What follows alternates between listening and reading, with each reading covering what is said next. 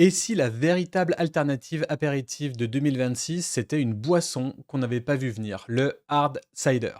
Aux États-Unis et au Royaume-Uni, c'est un segment en pleine croissance. En France, ça commence à peine et c'est peut-être maintenant qu'il faut regarder de très près. Bienvenue dans Super Potion, le podcast dédié au branding et au marketing des marques de boissons, bières, vins et spiritueux. Je suis Ludovic Mornan. Cet épisode est sponsorisé par mon agence Studio Blackthorns, spécialisée en identité de marque, packaging pour la filière boisson.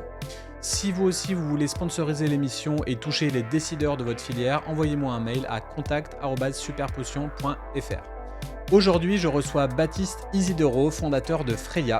Avec ses associés Achille et Clémence, il a lancé depuis Lyon un hard cider pomme, rhubarbe, gingembre, sans amertume, sans gluten, primé au World Cider Award 2025 et déjà décliné en version sans alcool. On va parler de cette catégorie hybride qui n'est ni de la bière ni vraiment du cidre, du quotidien d'un fondateur de boisson après 2 ans de marché, du choix stratégique du sans-alcool et bien sûr de branding, packaging et go-to-market. Pour ne rien manquer des prochains épisodes, abonnez-vous au podcast ou à la chaîne YouTube de Super Potion et laissez 5 étoiles sur Spotify et Apple Podcast. Place à l'épisode, c'est parti. Salut à toutes, salut à tous, bienvenue dans Super Potion. Aujourd'hui, j'ai le plaisir de recevoir Baptiste Isidoro de Freya Hard Cider. Salut Baptiste. Salut David, comment ça va? Bah écoute, moi ça va toujours très bien et toi? Super, super, ravi d'être là aujourd'hui. Bah ouais, carrément, et d'autant plus que voilà, on a été en contact sur Instagram. Tu m'as proposé de m'envoyer tes hard cider pour déguster, pour tester, voir ce que ça donne. Je connaissais déjà la catégorie, bien évidemment, et j'avais quand même hâte de goûter tes produits. Alors, en toute transparence, je les avais déjà goûtés au Hop Store de Lyon. J'avais goûté la version alcoolisée, que j'avais trouvée assez surprenante. Je voulais pas forcément de NEIPA, d'IPA, je voulais pas forcément de bière belge ou autre, et je voulais quelque chose qui change un petit peu. Et au final, dans leur carte, j'avais vu qu'il y avait du hard cider, et le nom me disait déjà quelque chose. Du coup, j'ai dégusté et j'avoue que euh, je suis un peu resté sur une sensation étrange de c'est pas de la bière, mais j'ai pas l'impression que ça soit vraiment du cidre non plus. Ça me paraissait plutôt fort, et ça m'a mis un petit moment à me faire un petit déclic de je savais pas en fait, honnêtement, si j'aimais ou si j'aimais pas. Ok. Heu, mais en tout cas, ça m'a pas laissé indifférent, et après j'ai eu ces saveurs de rhubarbe et cetera que vous avez ajoutées dans votre recette, et tu vas nous en parler plus en détail. Mais il y a eu un petit goût de reviens-y, et après quand tu m'as proposé tes produits et que j'ai pu les déguster, donc la version, avec et sans alcool, et ben, au final, en goûtant de plus en plus, j'ai fini par vraiment apprécier. Donc j'ai l'impression que c'est pas quelque chose qui s'apprécie forcément à la première dégustation. Mais quand on le boit vraiment très frais et quand on teste aussi la version sans alcool que je pense avoir préférée, on a vraiment envie d'y revenir, et de se dire: «Bah, ouais, pourquoi pas? Pourquoi ce serait pas le nouveau rituel?» Donc bon, voilà, on va parler de tout ça. En tout cas, c'était un petit débunkage, de début d'épisode. Mais avant toute chose, est-ce que tu peux te présenter, rapidement à nos auditeurs, s'il te plaît? Ouais, carrément. Donc moi, c'est Baptiste Isidoro. Je suis un des 3 cofondateurs de Freya, donc avec Clémence et Achille. Et en fait, le postulat de base, c'est que nous, on était tous les 3 en école d'ingénieur. On a été barman, dans le bar étudiant de l'école, et c'est là-bas, en fait, qu'on a fait un peu nos premières armes, qu'on s'est notamment rendu compte qu'il y avait beaucoup de gens qui prenaient de la bière un peu par défaut, notamment à cause de l'amertume du produit, et qui se retrouvaient à prendre une bière aux fruits rouges, un peu trop sucrée, qui est écœurante au bout d'une pinte, et donc c'est un peu comme ça que, le projet a été initié. D'accord. Donc, quand tu dis, tu étais barman, à l'INSA, heu, à quoi ça correspond? Enfin, quand est-ce que tu fais des soirées? Alors à l'INSA, on fait souvent des soirées, mais, qu'est-ce que ça représente, comme job, et à quel point tu es proche des consommateurs, du coup? Ouais, donc moi j'ai été barman et ensuite j'ai été président, de l'asso qui gère le bar. Donc c'est quand même un assez gros débit à Lyon. J'ai plus les hectolitres, mais sur mon mandat, on avait fait environ 400 000 € de chiffre d'affaires avec une pinte à 3,50 €. Heu, donc voilà, on était ouvert tous les jours avec des grosses soirées, le jeudi soir et donc bah, nous, on est derrière le bar, on tient le bar toute la semaine, et puis, avec la casquette de président, on échange avec les fournisseurs, donc France Boisson, Ninkasi, les distributeurs, de la région et puis on gère, bah, tout l'administratif, tout l'opérationnel, à ce niveau-là et donc, en fait, bah, le contact auprès des consommateurs, il est assez direct puisque tout simplement on est derrière le bar et surtout, bah, on a des consommateurs qu'on connaît personnellement parce que Mmh. c'est des camarades de classe, de promo, avec qui on peut avoir des échanges, on va dire, assez directs, assez francs, sur les produits, sur les soirées, sur les préférences, les habitudes de chacun et donc ça a été assez, utile, on va dire, dans la jeunesse du projet, quoi. Ouais, j'avoue que c'est assez top, mais ça me fait tilter. Je me dis, le bar, il est ouvert tous les jours, alors qu'en soi, bah, t'es étudiant, enfin, tu dans le bar, derrière le bar, tous les jours de la semaine? Alors en fait, chaque barman, donc on était une vingtaine environ, chaque barman devait faire un service du midi, un service de début de soirée, donc 18-22 et un service de fin de soirée 21h chaque semaine et ensuite sur les grosses soirées, donc soit après les partiels, les examens, soit avant les vacances, là, c'était des services un peu plus, on va dire, conséquents puisqu'on est sur des soirées où il y avait entre 1000 et 2000 personnes, quoi. Ah ouais, OK, d'accord et ça, c'était à quelle période, si tu peux nous resituer les dates? C'était il y a donc moi j'ai été président il y a environ 4 ans si je dis pas de bêtises. Heu et puis moi, j'ai été barman, 3 ans de ma scolarité quasiment. Heu, donc c'était une bonne partie de ma vie, à jongler avec les cours. Mais ouais, vraiment une expérience, qui m'a fait beaucoup grandir, puisqu'en fait, tu te retrouves à discuter avec des gens dont c'est littéralement le métier, pendant que toi, c'est censé être entre guillemets «un passe-temps» Mmh. et donc ça rend les choses beaucoup plus sérieuses, notamment, bah, en tant que président où tu dois gérer un budget, tu dois gérer les équipes, les relations, pas trop se faire marcher dessus par, les fournisseurs, aller négocier, tout ce qui incombe à la vie d'un gérant de bar, quoi. Et du coup, c'était quoi, 2 ans après le covid? Donc moi, j'ai repris le bateau juste après le 2e confinement. Donc on a tout d'abord eu, le service à table. Donc ça, c'était quelque chose d'assez nouveau pour ce bar-là, la Cafette et puis ensuite, bah, on a pu réouvrir petit à petit, refaire les événements et cetera. Donc ouais, c'était post-covid, quoi. OK. Ouais, donc la période où tout le monde avait envie de ressortir en plus et C'est ça. avait envie de boire un coup, et en même temps, ça coïncide avec le début du boom du sans-alcool. Est-ce que toi, tu as pu dénicher justement, de par, tes amis, tes connaissances et ce que les gens te demandaient, qu'il y avait une demande, qui tendait vers le sans-alcool, ou alors vers quelque chose de différent de la bière? Alors, dans un premier temps, différent de la bière, puisqu'en fait, moi, ce que je me suis vraiment rendu compte au fur et à mesure de ma scolarité, quand je suis rentré dans l'école d'ingénieur, tout le monde buvait de la bière, c'était la norme et quand j'en suis sorti, les gens commençaient à assumer de ne pas forcément aimer la bière, notamment l'amertume et vouloir d'autres choses. Donc des cocktails, du cidre en l'occurrence, avec Happy qui commençait à arriver sur Lyon, Ninkasi, qui au moment où je finissais mes études avait ça dans les petits papiers. Mmh. Donc c'est là où il y a eu ce shift et pour le sans alcool, je m'en suis plus rendu compte une fois que j'ai initié Freya, puisqu'au fur et à mesure des études de marché, de nos travaux sur la pertinence ou non de lancer une version, sans alcool de Freya, c'est là que vraiment, on a creusé les chiffres, on a vu la croissance à 2 chiffres notamment, que c'est ça qui tirait la GMS vers le haut, ces derniers semestres. Donc voilà, ça s'est plutôt fait dans cet ordre-là. OK. Et quand tu parles de l'amertume de la bière, moi je me dis aussi, c'est le moment où la NEIPA a commencé à arriver, en 2022, ce genre de choses en France.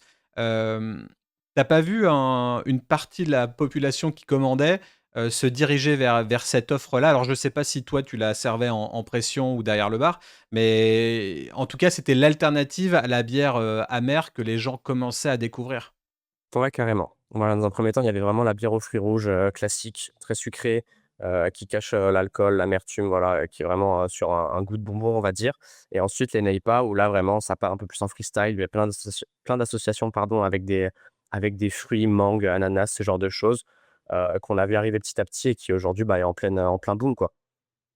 Ouais et puis bon, en même temps, à mon avis, ça revient un petit peu en arrière parce que les gens ont plus forcément le porte-monnaie pour, pour acheter des bières à 9 € la canette et du Ouais, c'est coup, clair. les bières houblonnées coûtent cher donc on en revient un petit peu, j'ai l'impression. Je sais pas si c'est mon goût perso qui fait que j'ai l'impression que c'est ça, mais en tout cas, on fait attention au porte-monnaie en ce moment.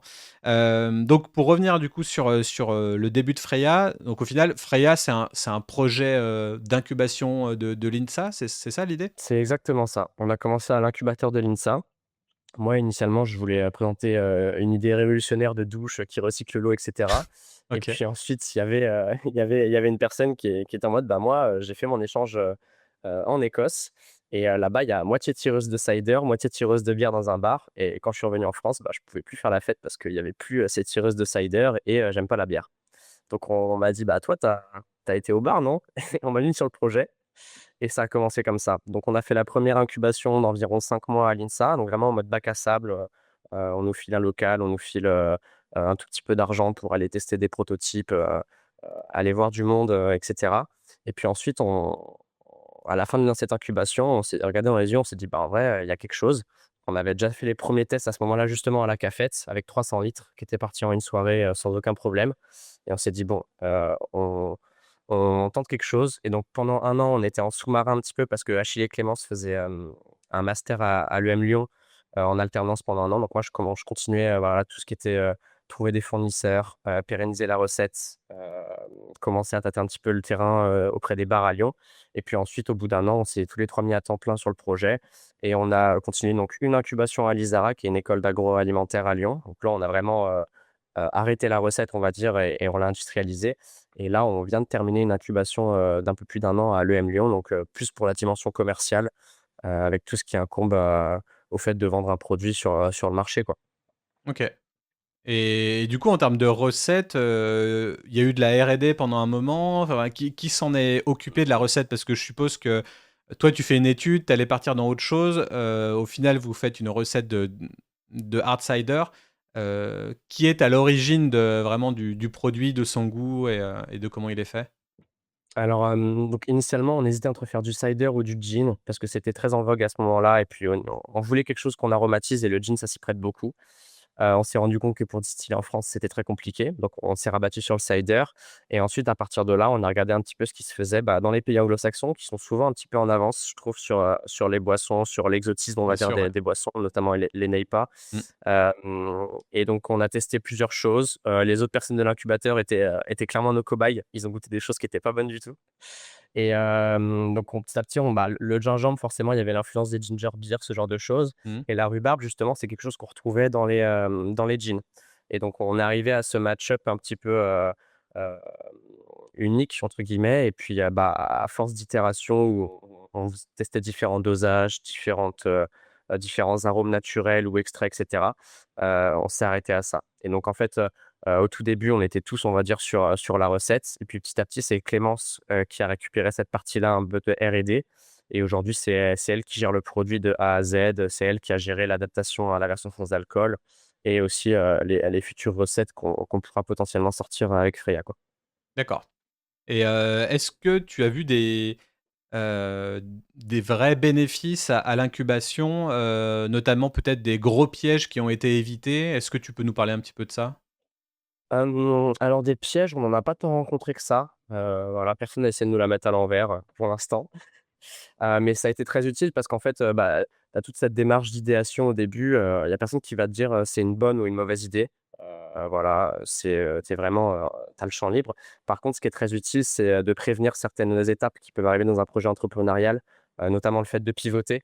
Voilà, c'est pas, il faut pas voir ça comme un échec. Nous, on nous a très vite, expliqué que, bah, voilà, effectivement, si on se rend compte qu'on a pris la mauvaise direction, il faut tourner au plus vite.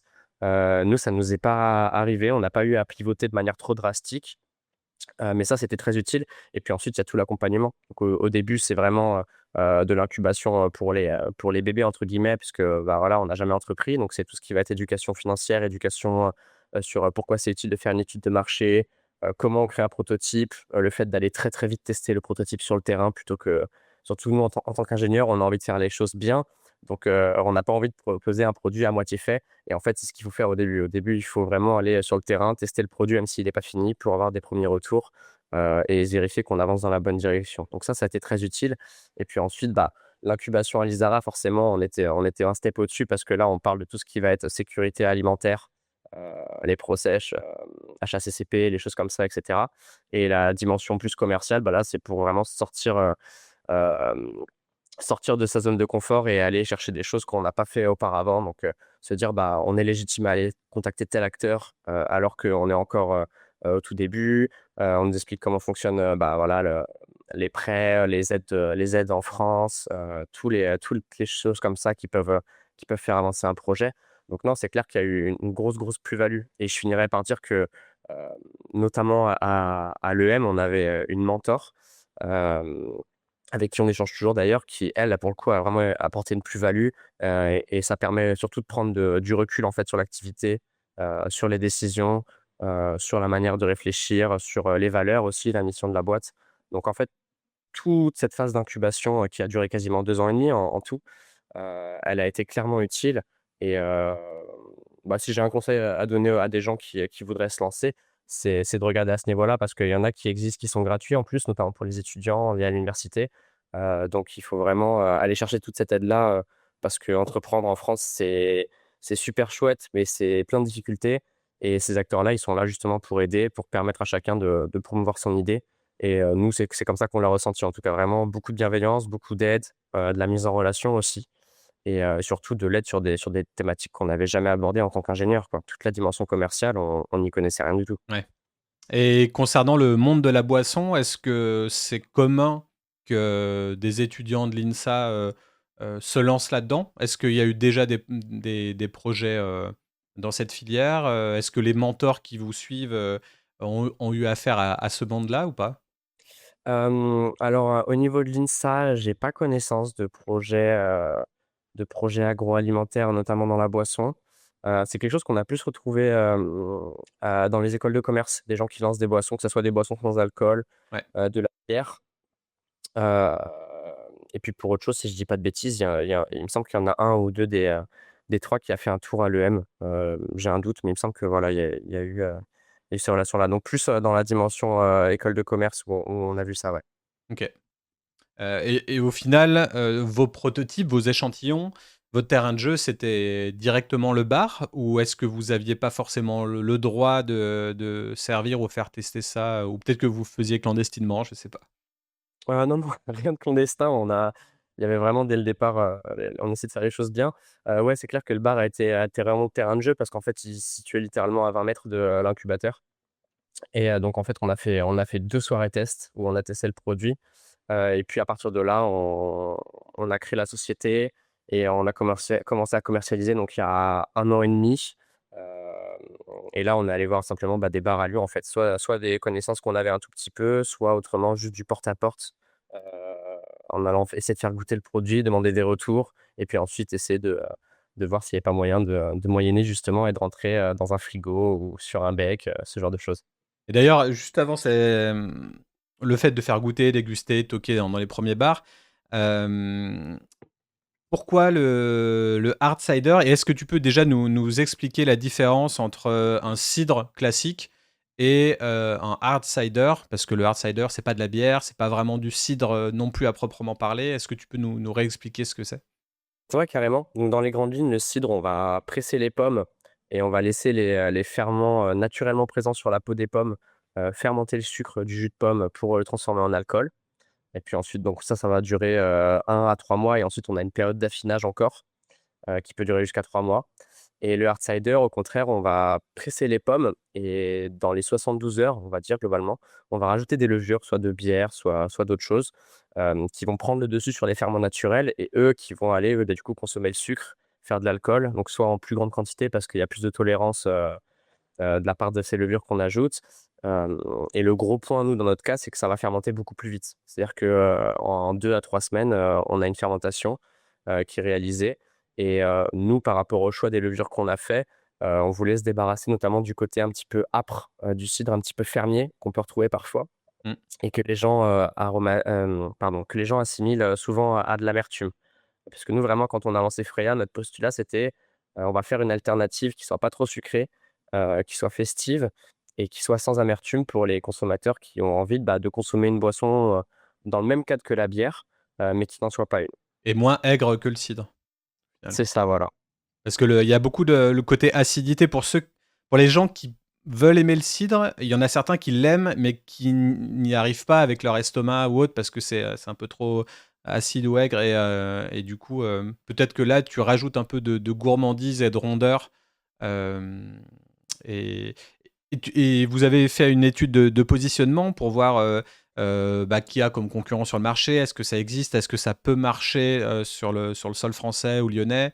Est-ce que tu peux nous expliquer un petit peu les balbutiements au niveau, positionnement? Est-ce qu'il manquait cette offre, clairement? Ouais, bah, du coup, de base, donc l'idée de faire un cidre, ça nous tentait pas mal, mais en France, malheureusement, le cidre, il a une image un petit peu vieillissante, associée à la Chandeleur, voilà, la bouteille de 75 centilitres qu'on sent à un repas de famille et nous, on voulait vraiment essayer de moderniser cette image parce que le produit, on le trouve super chouette, et c'est vraiment une bonne alternative, justement et donc pour ça, bah, on s'est dit: «Il faut qu'on modernise un petit peu par l'image», Mmh. notamment au niveau packaging, ce genre de choses. L'identité de la marque aussi et puis, c'est aussi là qu'on a voulu aromatiser le produit. C'était pour le rendre un peu plus gourmand. La rhubarbe, ça apporte un peu de d'acidité, mais de la rondeur, hem et le côté gingembre, ouais, c'est un peu pour le côté épicé, voilà, un petit peu, «piquant» entre guillemets. On a essayé de faire ça pour que ce soit pas trop clivant non plus en termes d'aromatisation, hem et puis forcément, on est allé voir ce qui se faisait à côté. Donc déjà dans les pays anglo-saxons, c'est comme la bière, hein, c'est quasiment autant développé. Il y a plein, plein, plein de marques. Avec toutes les aromatisations possibles, tous les taux de sucre possibles aussi, c'est très sucré en général. Mmh. Et puis en France, on a commencé à regarder, donc on a vu qu'il y avait, Fils de Pomme justement. On avait aussi Happy qui arrivait en force sur le secteur lyonnais. Un peu plus tard, Ninkasi qui s'est lancé. On s'est dit que peut-être que c'était le bon time to market, parce que c'était un peu la grosse problématique, c'est qu'on se demandait si on était au bon timing ou si on était en avance. Ça me fait penser aux hard seltzer, qui ont été tentés il y a quasiment plus de 20 enfin quasiment 20 ans, ouais, par des grands groupes et qui ont pas pris et donc il y avait un peu cette inquiétude de: «Est-ce qu'on n'est pas un peu trop en avance?» Mmh. et puis, finalement, en voyant arriver, bah, Aucho sur le secteur lyonnais, il y avait également, l'Apéro, qui faisait une boisson à base de raisin.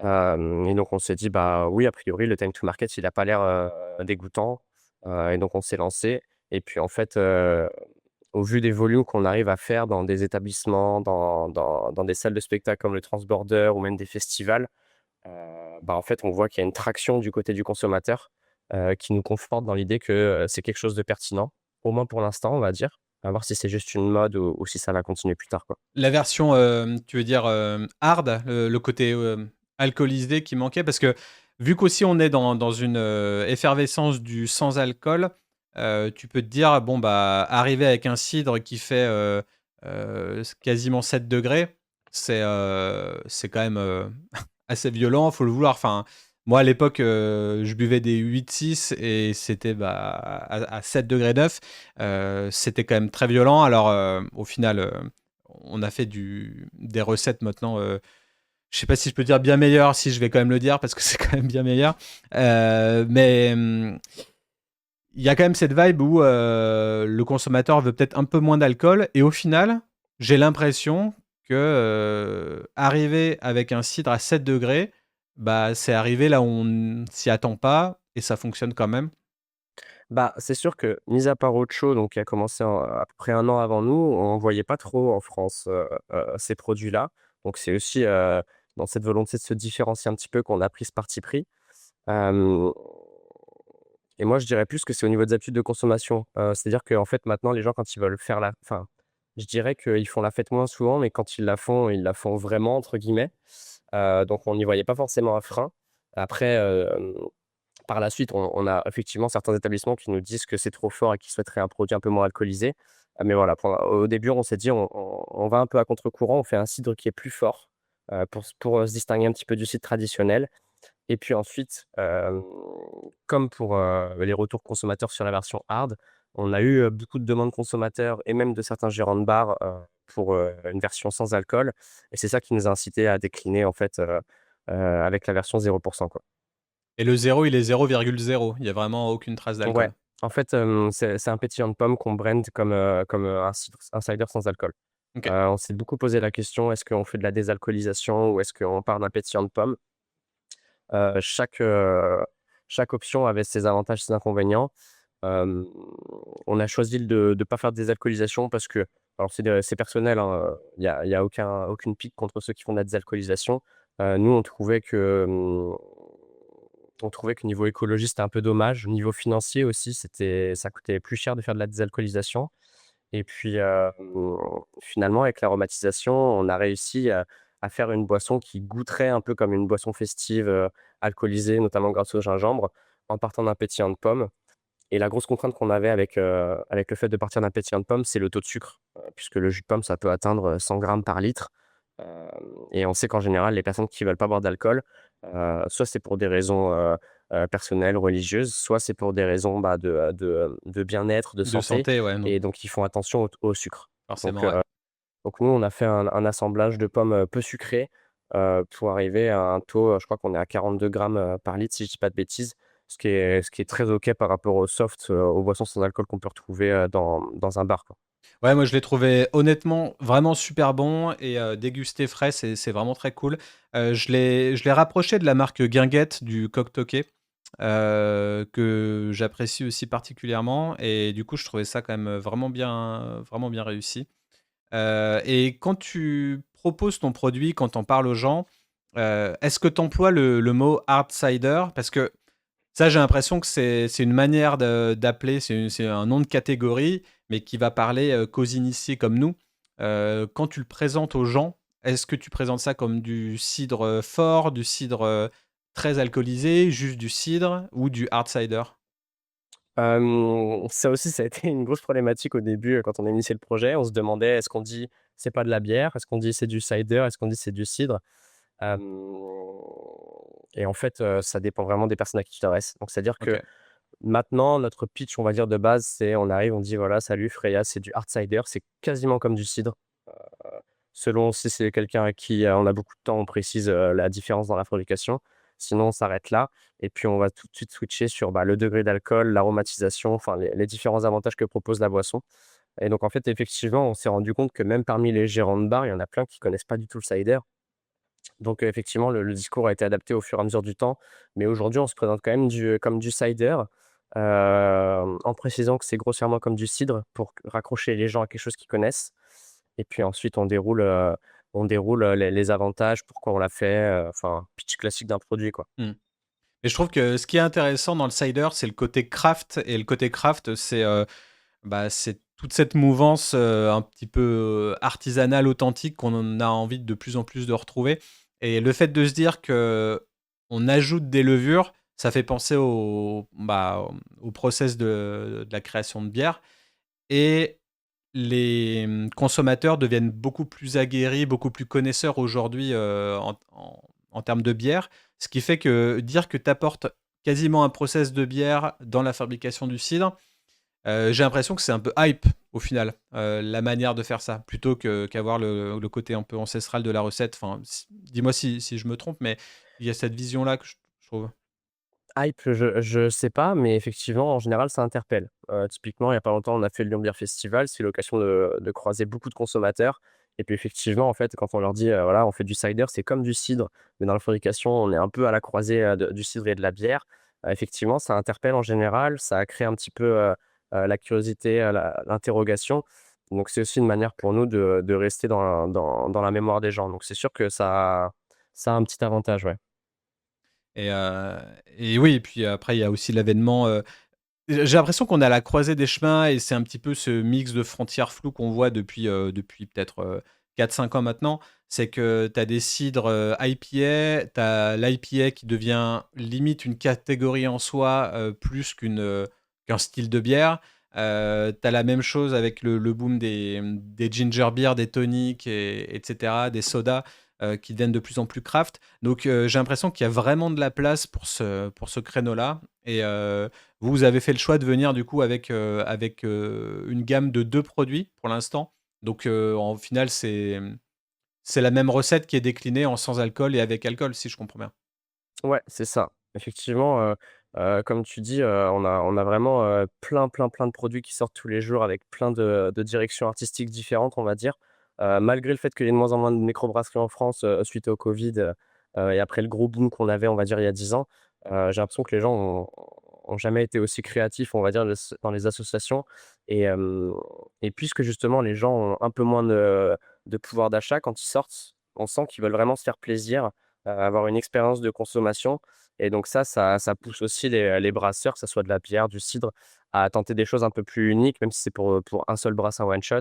Hem Et on voit aussi avec les taprooms, hein, qui font plein de, les brewpubs pardon, qui font plein de brassins différents, qui testent des choses et puis ensuite quand il y a un produit qui plaît vraiment, ils le refont de manière permanente. Donc nous, c'est aussi un peu ce créneau-là qu'on a voulu choper, c'est de sans être trop clivant, pouvoir proposer quelque chose d'assez exotique que les gens n'ont pas vu, et qui va créer de l'intérêt, quoi. Et donc effectivement, au début, on s'est dit: «On va avoir notre fer de lance qui est le hard cider à 6,9 pour cent». Avec l'attraction consommateur, on a réalisé qu'il y avait un potentiel sur le sans alcool et on a réussi à le développer à la hauteur de ce qu'on ambitionnait et puis, s'est posé la question de décliner en gamme, notamment pour la GMS, avec différentes saveurs. Donc on a commencé à itérer sur d'autres aromatisations et puis finalement, on s'est rendu compte que ça prenait beaucoup de temps. La GMS prend beaucoup de temps aussi également. Donc on s'est concentré sur la CHR. On s'est dit: «On a nos 2 produits, on sait qu'ils fonctionnent». On sait qu'on peut pas toucher tout le monde avec, mais on a quand même une cible qui est assez conséquente pour se développer. Donc pour l'instant, on pousse à fond ces 2 produits, mais on se ferme pas de porte, bien évidemment, quoi. On a la GMS qui est prévue, horizon 2027-2028. Donc d'ici là, on sait qu'il faudra qu'on crée une gamme pour rentrer, pour prendre de la place et puis au-delà de ça, on a envie de décliner potentiellement une version un petit peu moins alcoolisée pour aller toucher plus de bars, cibler aussi potentiellement des consommateurs un peu plus âgés, qui font attention à ça et voilà. OK. Donc, pour l'instant, le choix, c'est bouteille plus pression et tout ça en CHR? Ouais, c'est ça. En fait, de par mon expérience personnelle, en bar, les relations, fournisseurs et cetera, on voulait partir sur de la CHR. Hem Et puis, donc là, on s'est développé en direct, dans la région lyonnaise, pour des raisons de praticité aussi et de logistique, hein, vu qu'on fait tout en direct. Et puis forcément, il y a l'ambition de s'exporter un petit peu, au-delà de la métropole et donc, là, ça fait un petit moment qu'on échange avec plein de distributeurs pour aller cibler, d'autres régions de la France, quoi. Mais voilà, on a la bouteille de 33, les fûts inox classiques, hein, comme la bière. Et puis, nous, il y a quelque chose qu'on a essayé de creuser un petit peu, c'est la canette, qui revient aussi à la mode. Ouais. Heu et en France, pour l'instant, c'est encore un petit peu compliqué, de trouver des prestataires qui font de la canette et mais c'est quelque chose qu'on a dans les papiers, quoi. Avec la consigne, bien évidemment, pour les bouteilles, dans une logique, écologique, et de réemploi des emballages, quoi. Donc, vous êtes en direct sur la région lyonnaise, c'est pas de distributeur sur Lyon, pour vous? Non, Vous y on allez avait des directement? on avait des bonnes pistes, finalement, qui se sont fermées parce que le contexte n'est pas forcément évident, pour les acteurs de la filière. Ouais. Et puis là, on vient de signer un distributeur, à Valence, donc Montaner Pietremi, qui est un gros distributeur de tout le sud de la France. Donc pour l'instant, on est dans un dépôt. On va voir ce que ça donne en juin au lancement et puis, pourquoi pas, développer, la relation commerciale, avec les autres dépôts si ça fonctionne, quoi. OK. Et ouais, tu parles du sud de la France. Est-ce que tu as vu une portée plus au sud qu'au nord ou peu importe, c'est au final ceux qui veulent prendre le produit qui le prennent? C'est sûr qu'il y a des zones qui sont plus pertinentes que d'autres. Parce Moi, que j'ai dans le la nord, ils conviction. sont un peu peut-être plus tradis, non, sur le cidre? Enfin, je sais pas. Ça va être qui tout double. C'est soit on est sur des gens qui sont très contents qu'on redynamise un petit peu la filière cidricole, c'est le produit de leur enfance, j'exagère, hein, mais c'est le produit, on va dire, de leur culture, personnelle et donc ils sont très contents.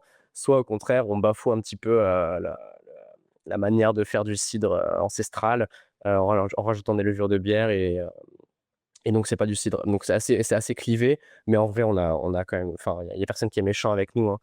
Et moi personnellement, j'ai la conviction, assez profonde que Freya, c'est un produit qui peut cartonner, en saison estivale, notamment pour les vacances, donc tout ce qui est bord de mer.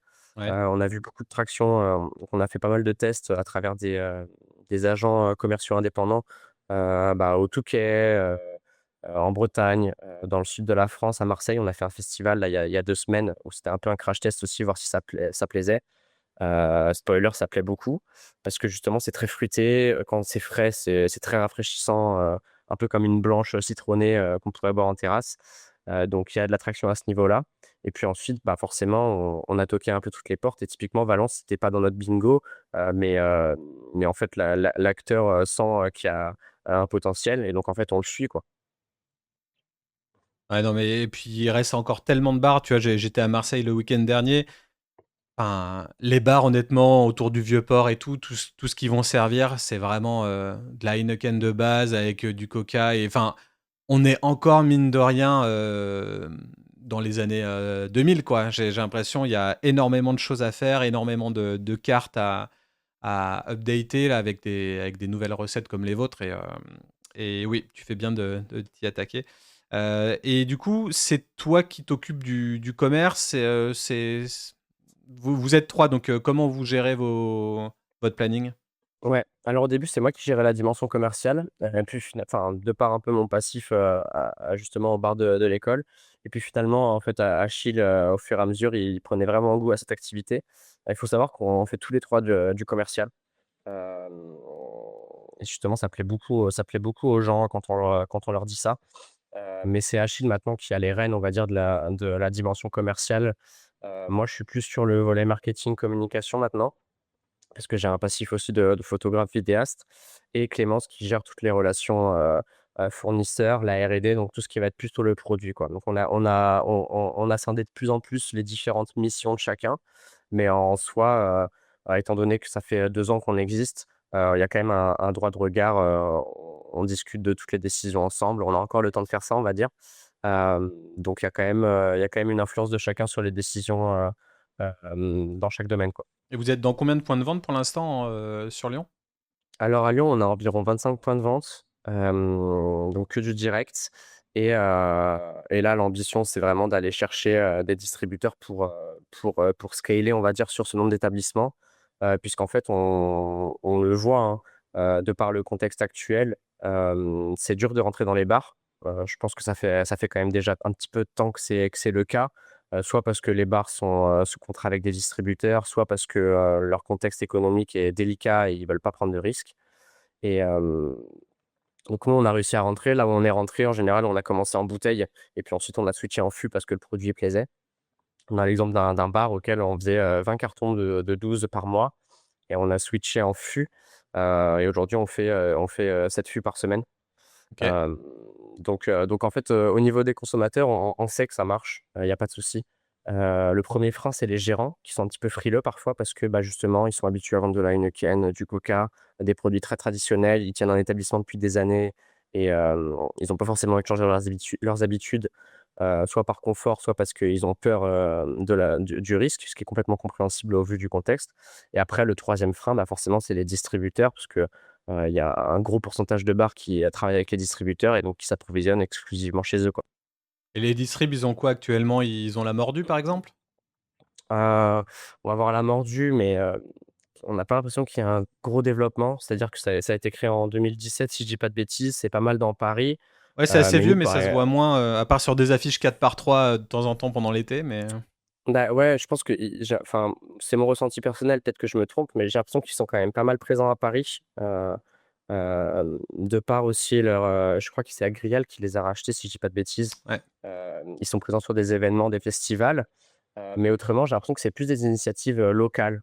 Je pense, bah, à Ocho à Lyon qui a très bien réussi, son coup, hem, pour être distribué. Il y a aussi, mince, comment ils s'appellent les Bretons? Qui font du Thilo? cider au rhum. Thilo, exactement. Thilo, voilà, qui a très bien réussi aussi, son expansion. Hem, donc là, c'est un peu tout le challenge finalement aujourd'hui, c'est que le contexte pour les distributeurs, il est pas évident, et en même temps, ils ont besoin de se renouveler, de se distinguer. On le sent, il y a une volonté, bah, voilà, enfin, de suivre ce que les consommateurs veulent, quoi et donc c'est ce créneau qu'on essaie un petit peu d'exploiter pour rentrer dans leur catalogue et puis ensuite pouvoir aller chercher leurs clients professionnels, quoi. Mmh. Hem Et au final, Qu'est-ce qui marche le mieux? Alors, juste avant ça, j'allais te demander, mais on parlait du coup de rentrer dans les bars et d'avoir des gérants peut-être un peu frileux. Est-ce que vous avez un rituel de dégustation ou une manière dont vous présentez vos produits?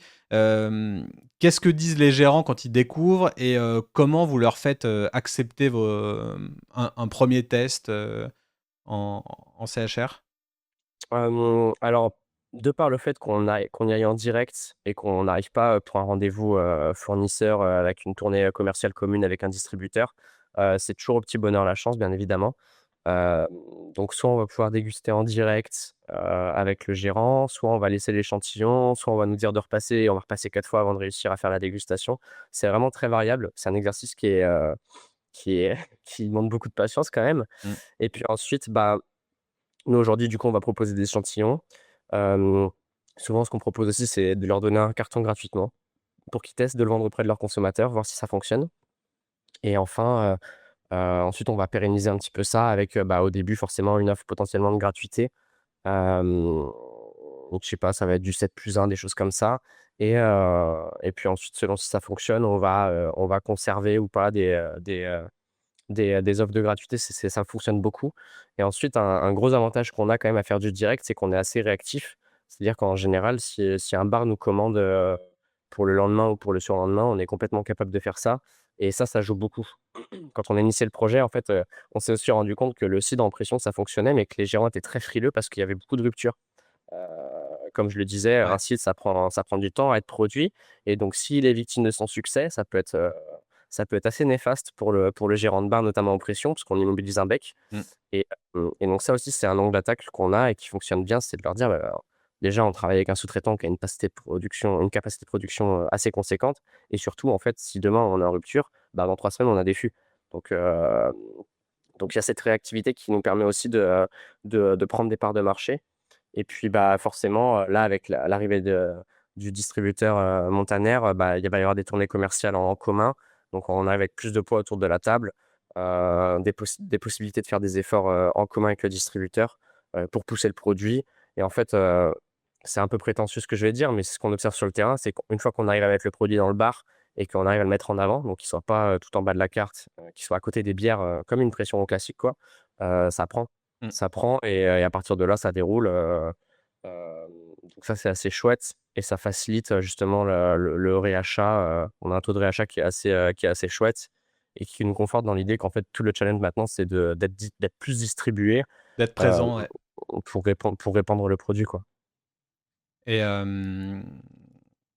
en fait, la discussion me donne tellement de questions et c'est compliqué d'arriver à, à les garder toutes en tête parce que c'est vraiment intéressant. Quand tu dis que tu proposes un carton gratuit de manière très pragmatique, il le vend comment le barman ou le gérant? Il va faire une petite affichette, vous laissez des flyers en mode nouveauté ou à tester ou comment ça se traduit dans la vraie vie? Ah, il y a plein de manières différentes. Il y en a qui vont vraiment juste prendre le carton. On va même peut-être savoir un peu de base que c'est mort, mais au moins on a tenté le coup. Il y en a qui vont prendre le carton, qui vont faire une petite ardoise. On a un établissement où ça a vraiment fait toute la différence, puisqu'au bout de 3 mois, ils ont enlevé l'ardoise et on a vu la baisse. Donc ouais, il y a vraiment cette mise en avant qui est nécessaire pour les nouveaux produits. Ouais. Nous, on laisse des affiches, tu peux en voir un petit peu derrière, là, on en a Mmh. 2 par exemple. On laisse des affiches qu'on met dans le bar. On en a aussi qui sont un peu moins orientés produits, mais plus marques, parce qu'on se rend compte qu'aujourd'hui les gens, ils consomment la pub comme ils veulent du contenu, qui semble, on va dire naturel, humain. Ils veulent plus des grosses productions, enfin des visuels très pub. Et puis ensuite, sinon, on va faire des tap takeover. Donc en fait, on a une soirée où on lance la bouteille une semaine 1 et semaine 2, on arrive avec 5-6 fûts pendant une soirée. On est là, on fait déguster, on donne des petits goodies, voilà, on discute avec les gens. Et donc c'est là où en fait on va aller cibler les habitués. Et puis derrière, bah, en fait, les habitués prennent une bouteille de Freya. La Freya, elle est sur la table. Quelqu'un qui passe, il voit la bouteille, il la trouve sympa, il se demande ce que c'est. Et on crée un cercle vertueux, quoi. Donc il y a plein, plein, plein de manières de faire, pour mettre en avant le produit quand on arrive. Nous, le carton, c'est ce qu'on a trouvé, qui nous coûte peu cher en efforts commerciaux, qui permet au gérant de se faire son propre avis, en fait, sur le produit. Parce que des fois, il va faire goûter à tous ses barman et on sait à quel point les barman dans un bar, c'est important pour le produit, Mmh. ou alors il va tester de le vendre, le mettre en avant, le poser sur le bar avec ses autres bouteilles, ça dépend. Bah, Ça tu vois, dépend tu as vraiment de essayé tout, ça mais aussi avec moi et tu t'es retrouvé avec un podcast, hein, voilà. c'est le karma qui Bah, fait c'est les toujours choses. quand tu lances ta boîte, de toute façon, tu pas des milliers et des cents, donc tu fais avec ce que tu as et on s'est rendu compte qu'en fait, un carton de Freia pour nous, bah, c'était absorbable comme coût, pour essayer de promouvoir le produit, quoi. Alors il y a des acteurs avec qui ça prend plus que d'autres. C'est-à-dire que typiquement les cavistes, c'est plus compliqué parce que, bah, forcément tu vas avoir moins d'achats, heu et puis aussi ils ont un contexte économique qui est encore plus complexe que la CHR, quoi. Et donc au final, c'est une recette qui se fait, à façon par un producteur, c'est ça? Ouais, c'est ça. OK. Initialement, on travaille avec un brasseur de bière, entre Lyon et Dijon. Mmh. Hem, et pour différentes raisons, qu'elles soient économiques, approvisionnement, praticité, on a déménagé en Bretagne. Alors, initialement, on trouvait ça dommage parce qu'à Lyon, il y a beaucoup, beaucoup de pommes. On est le troisième berceau, de vergers en France, après l'Alsace et forcément en premier la Bretagne, Normandie. Ouais. Donc il y avait de quoi faire, mais en fait, on était bridés par les contenants. Il y avait personne qui nous faisait des autotanks de 1000 litres. En fait, la première production, on s'est retrouvé avec, 300 bibs de 5 litres à devoir ouvrir un par un, Ouh mettre là. dans la cuve de brassage. C'était assez sportif. Donc finalement, on a déménagé en Bretagne. On bosse avec les celliers associés, en fait, qui est le deuxième acteur, après Agrial en France. Et en fait, le modèle nous plaisait bien parce que, bah, humainement, ils étaient super. Ils sont sous le format d'une coopérative. Donc ça aussi, c'est chouette pour la redistribution enfin voilà, pour les prises de décision, la distribution des bénéfices et cetera. Et puis, en fait, ils ont été incroyables pour adapter la recette, et puis, bah, voilà, aujourd'hui, ça se passe très bien, on bosse avec eux et ça nous donne aussi du poids dans les négoces parce qu'en fait, quand on va avoir un distributeur, par exemple, qui peut être inquiet que est-ce qu'on va être capable de les fournir? Bah, en fait, on leur dit: «On bosse avec les celliers» et puis, ils savent tout de suite qu'il y aura pas de problème, quoi. Ouais. Ça, j'avoue, bien faire attention avec qui on collabore, parce que, bah, au final, c'est des atouts croisés qui peuvent, servir aussi, comme argument de vente et au final, entre les deux versions, c'est laquelle qui plaît le mieux, qui marche le mieux aujourd'hui, la sans alcool ou la classique? Alors d'un point de vue retour consommateur, on a pas mal d'éloges sur les 2 produits. Forcément, une boisson non alcoolisée va se boire plus facilement qu'une boisson alcoolisée en général. Mais autrement, en termes de volume, pour l'instant, c'est quand même le hard cider qui est devant parce que, bah, petit 1, ça fait déjà plus d'un an qu'on le distribue, alors que le soft cider, on l'a lancé il y a 2 mois environ. Et puis ensuite, surtout sur le hard cider, on va avoir le fût, que pour l'instant, on ne fait pas sur la version sans alcool. OK. Là aussi, on pressent que le time to market est pas encore, arrivé, on va dire, pour le soft en pression. Et qu'en fait, si demain on envoie 4000 litres dans une prod, est-ce qu'on va être capable de l'écouler, dans le temps imparti, vis-à-vis de la DDM? Ça, on n'en est pas sûr. Donc pour l'instant, on a fait le parti pris de faire que de la bouteille sur le sans alcool, mais là où on est présent, par contre, ça marche bien. Les retours sont bons, mais ça c'est conditionné de toute façon à la mise en avant du produit. C'est-à-dire qu'en fait, si dans le frigo, on est tout en bas, ça va être difficilement visible. Si c'est pas mis en avant d'une manière ou d'une autre, ça tombe aux oubliettes comme, n'importe quel produit, quoi. Ouais. Ouais, non, c'est ça qui est très compliqué, et c'est pour ça que les gens aiment bien, notamment en GMS, avoir des commerciaux qui passent, toutes les semaines, pour garder nos relations et cetera. Enfin, c'est assez, Ouais, la GMS, c'est assez, prenant, c'est un gros challenge, hein. carrément. Mais bon, je suis sûr que vous avez votre place en GMS et puis, on verra ça en 2027, 2028, ça sera peut-être l'occasion. Si on prend, un petit peu côté branding, naming et cetera, Freya, c'est une déesse nordique, si je me trompe, C'est ça. pas. Pourquoi ce choix? Comment vous en êtes venu là? Alors on n'a pas payé un studio, 20 000 € pour qu'il nous trouve un nom, hein. On a fait nos petits travaux de notre côté. Il y a eu plusieurs essais au début. En fait, on se projetait vraiment, pour trouver un nom où en fait, quand on commande au bar, on veut une pinte de quelque chose, ça sonne très naturel. Heu, donc au début, on partait sur un prénom ancien, un prénom de grand-mère, comme, une Simone par exemple et puis après on s'est dit: «Bah, en fait, c'est bête, on essaie de moderniser le cidre et on va lui donner un nom, un peu vieillot». Et donc on a cherché et puis finalement en testant plein de domaines, on va dire, où il y a des noms propres, on s'est arrêté sur la mythologie nordique, notamment avec, Freya du coup, qui est la déesse de la guerre, de la fête, de l'amour, de la volupté, du désir, plein de belles D'un choses. peu tout. C'est ça, voilà, comme souvent avec les dieux. On s'est arrêté là-dessus. On a un peu changé la manière dont ça s'orthographie parce qu'on voulait que ce soit plus facile à lire et à prononcer Est-ce que c'est et avec puis un que ce Y soit normalement, non? il y a F-R-E-Y-A ou? ouais, soit un Y, soit un H et un J Ah selon les oui, traductions, on va dire, ouais, entre bah groupes. là, Nous, on voulait quelque chose de court, qui soit un peu punchy et puis surtout, il y a un petit peu le clin d'œil, en fait, aux pommes, dans la mythologie nordique. J'ai plus le nom du jardin exact, mais c'est les pommes qui donnent l'immortalité aux dieux, finalement. OK. Voilà et puis c'est comme ça qu'on est parti. Puis à partir de là, on a trouvé, une personne, indépendante qui faisait du design, qui nous a fait un premier jet, du logo Alibi, un peu de la DA globale, en fait. Nous, on savait qu'on voulait partir sur des couleurs punchy, donc on Mmh. a trouvé cette association orange-violette et puis ensuite, bah, après ces travaux-là, moi, j'ai repris un peu tout pour épurer, pour bonifier et pour décliner avec plein d'autres petits éléments, quoi. OK. Et pourquoi c'est cette typo, un petit peu croquée, c'est un peu le côté, Apple au final ou?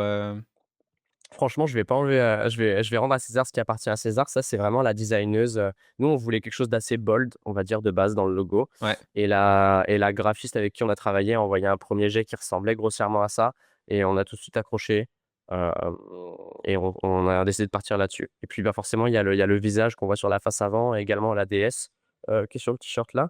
Donc ils sont un peu les logos Alibi et on aimait bien un peu cette idée de féminiser le produit, pas du tout parce qu'on cible, des consommateurs, féminins, loin de là, mais vraiment on aimait bien cette idée de féminiser la boisson, de la personnifier en fait finalement, et aujourd'hui ça fonctionne bien, quoi. vous marchez sur les plates-bandes de Ninkasi?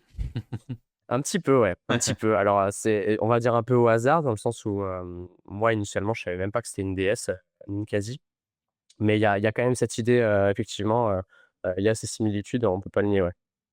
Carrément. Mais en tout cas, ouais, en termes de couleurs de packaging, moi, ce que je dis toujours, une typo et une association de couleurs, et tu commences à avoir un semblant de marque et un nom. Et rien que ces trois paramètres-là, en termes de branding, de packaging, euh, ça peut suffire à faire un petit côté pop, peps, impactant pour que ta marque ressemble à quelque chose de moderne et de 2026, j'ai envie de dire. Et là, pour le coup, la typo, elle est bien bold, elle est efficace. Le parti pris couleur est très cool parce que c'est frais et ça dénote de tout ce qu'on peut voir dans l'univers du cidre. Après, bon, bah, l'étiquette, les choix, etc., le visage, on aime, on n'aime pas, mais en tout cas, ce que je trouve, c'est que vraiment les couleurs, le nuancier, le nom et le choix de la typo sont, sont impactants et on identifie rapidement la marque, en tout cas. Et, Bah, c'est ce qu'on a voulu faire, ouais. j'aime bien le côté aussi que le nom veuille dire quelque chose, avec peut-être on va dire, une manière d'écrire qui change. Mais moi, je suis un peu frileux des noms, des néologismes et des noms inventés ou des noms qui pourraient pas parler à la cible au final. Je trouve ça un peu dangereux parce que souvent, c'est un peu des private jokes qu'on fait parce que on sait pas quoi utiliser. Du coup, on va utiliser, je sais pas, les initiales des fondateurs ou on va faire du verlan sur un truc et au final, ça va parler qu'à nous et pas au consommateur final. Et quand on fait vraiment de la stratégie de marque, on se rend compte que le naming, le design, toute l'expression de marque, elle découle du positionnement, des fondations, de l'essence, et que du coup, bah, c'est important que si on est positionné pour telle niche, telle cible, que le nom soit évocateur pour elle, quoi. Donc, en tout cas, c'est sympa. Moi, je suis fan de mythologie nordique, donc dans tous les cas, Parfait. j'étais déjà biaisé. Euh, alors, en termes de marketing, on parlait un petit peu tout à l'heure dans le CHR, forcément, tu fais quelques goodies, t'en laisses aux prescripteurs pour que ça soit un petit peu sexy, pour donner envie. Donc, côté loi E20, budget un peu serré pour une start-up, une catégorie un petit peu inconnue. C'est quoi que vous activez et qui marche vraiment au final? C'est une bonne question. Effectivement, comme tu dis, bah, voilà, niveau loi E20, niveau budget, ça a créé des contraintes. Après, la contrainte, c'est aussi pratique pour trouver des chouettes idées. Nous, dans un premier temps, ce qu'on a fait, c'est des affiches. Donc, bah, déjà, elles étaient assez peps, pardon. Heu, donc ça dénotait aussi de ce que les gérants de bar avaient l'habitude de voir, si bien qu'on les faisait gagner, en fait, à la fin, aux gens pendant les soirées et cetera. Et ensuite, on s'est posé la question: «Bah, qu'est-ce qu'on peut faire avec pas grand-chose?»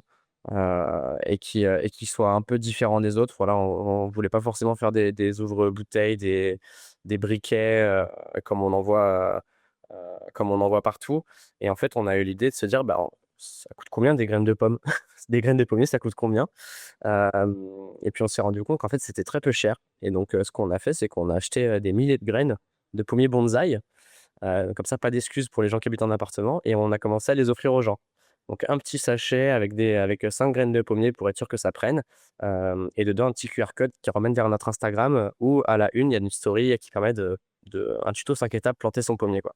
Et OK. donc ça marche beaucoup auprès des consommateurs, parce que déjà quand tu leur expliques que tu vas leur offrir des graines de pommier, ils bug. Et surtout ça permet de les rediriger un petit peu vers les réseaux sociaux, quoi. Et aujourd'hui, on sait que c'est important, heu, d'être présent sur les réseaux sociaux, de faire du personal branding aussi. Ça, on s'y essaye, mais c'est encore les débuts. Et donc voilà, ça, c'est très important.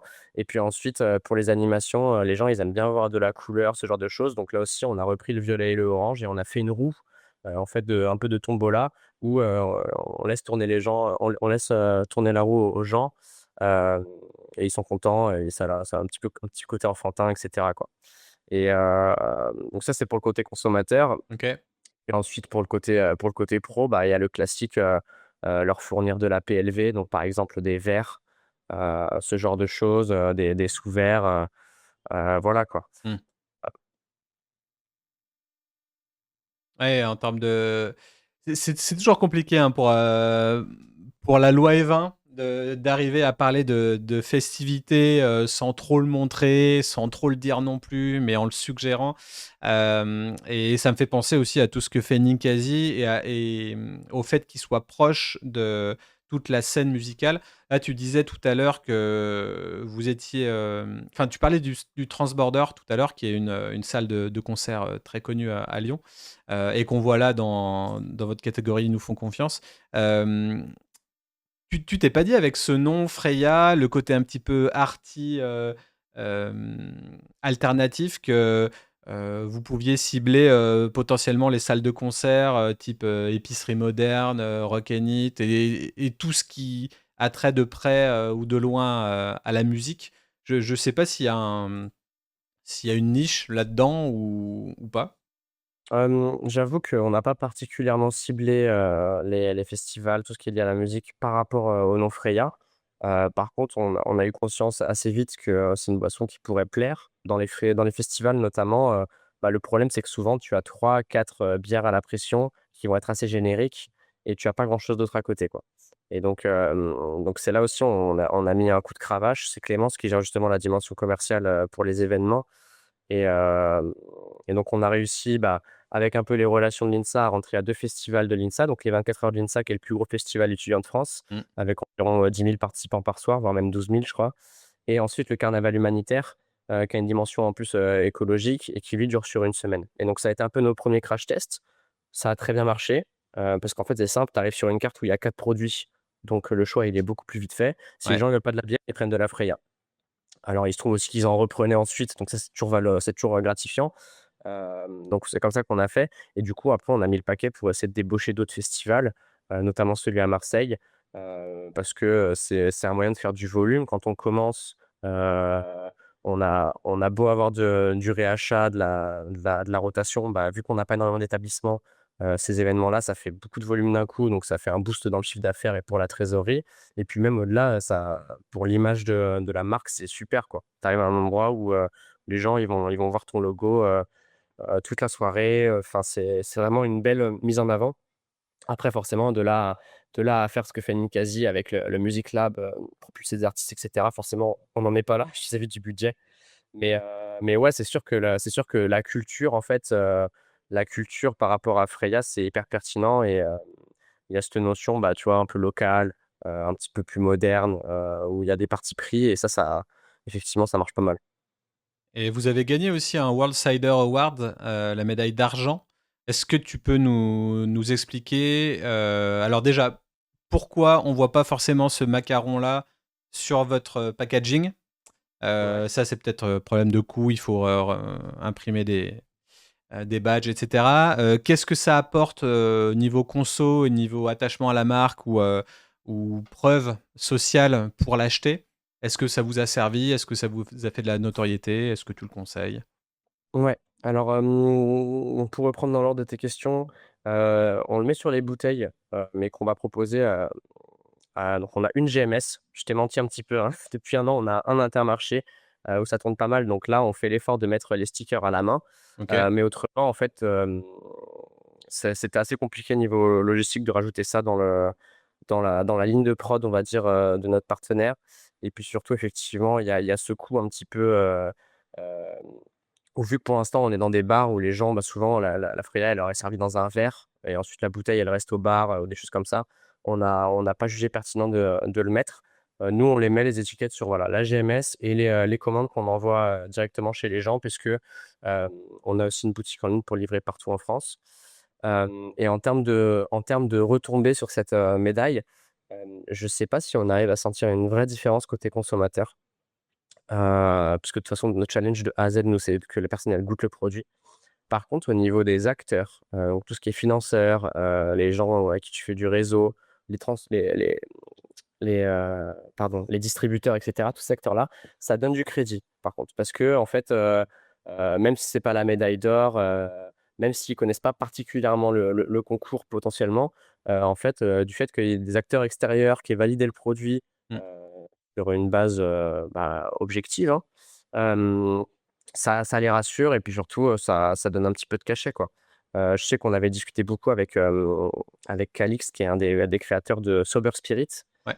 Et en fait, il m'expliquait qu'eux, typiquement, à l'export, c'était vraiment, de l'or en barre, ces médailles-là, quoi. C'est vraiment, les gens qui achètent, en gros, pour, toute une région d'un pays ou pour tout un pays et ils regardent beaucoup ces médailles-là, beaucoup ces concours et donc c'est aussi, bah, nous, déjà, on voulait se prouver à nous-mêmes qu'on avait fait un produit qui était bon et puis ensuite, derrière, forcément, c'est toujours chouette d'avoir des gens qui reconnaissent le produit et qui disent: «Bah, oui, ça, on valide, c'est pas n'importe quoi, c'est cohérent et il y a de la pertinence, quoi».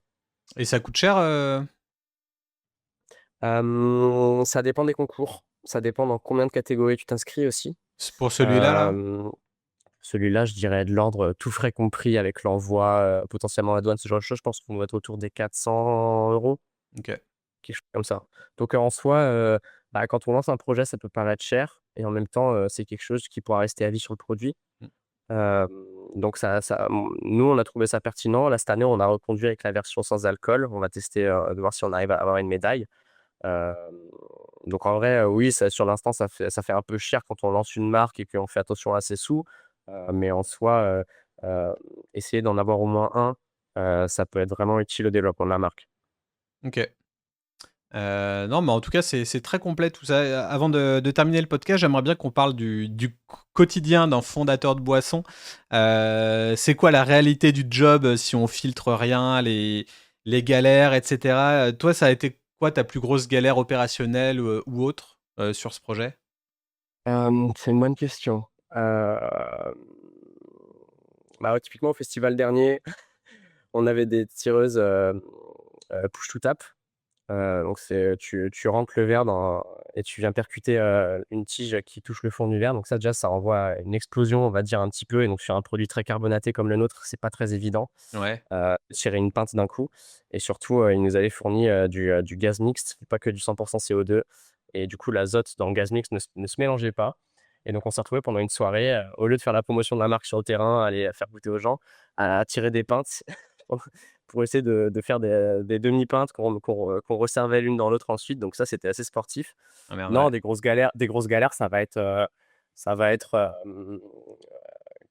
de l'approvisionnement. Typiquement, tu as un petit local, tu as de la place limitée et puis finalement, bah, avec, les problèmes, par exemple, au Moyen-Orient, on t'annonce que ta livraison va être retardée de 2 semaines, sauf que tu as un festival, tu as tes 3 bars préférés qui ont commandé tous en même temps et il te reste 20 fûts dans le local, quoi. Ouais. Ça va être ce genre de choses, les galères. Après, moi, ce qui est cool, c'est que pour le coup, le bar étudiant à ce niveau-là, ça va être très formateur.